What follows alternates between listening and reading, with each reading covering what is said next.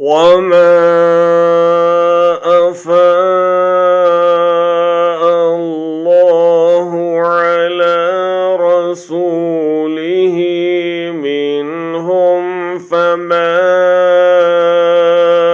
أوجفتم عليه من خيل ولا ركاب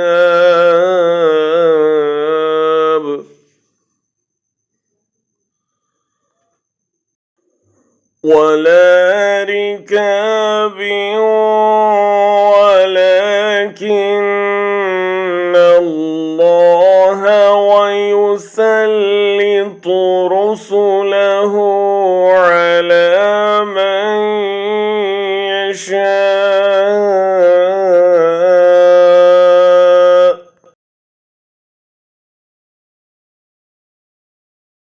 والله على كل شيء قدीर।